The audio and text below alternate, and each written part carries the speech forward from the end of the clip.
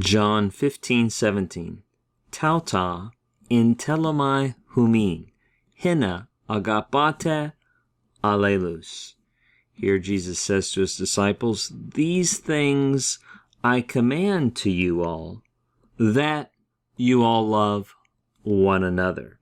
Most English translations take this hina clause as a content or epexegetical clause, basically telling us what the tauta is. The New Living Translation, for example, says, "This is my command, love each other."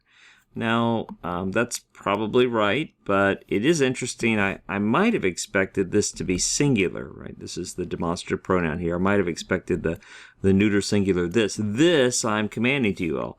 But it's the neuter plural, these things. So that makes me wonder if it's not referring back to some earlier things, and then this could be purpose or result, but most English translations don't render it that way.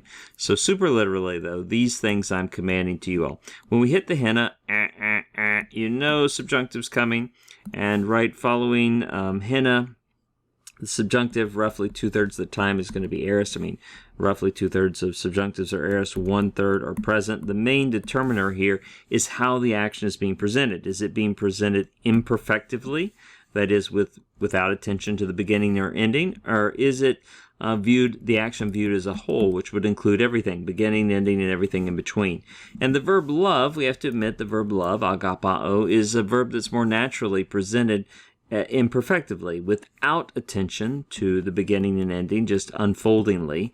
And so we're not surprised that we have a present subjunctive, right? There's no sigma, there's no theta. This is not an aorist subjunctive. This is just a present active subjunctive, second person plural, that you all love one another. We've already talked recently about the verb entelomai.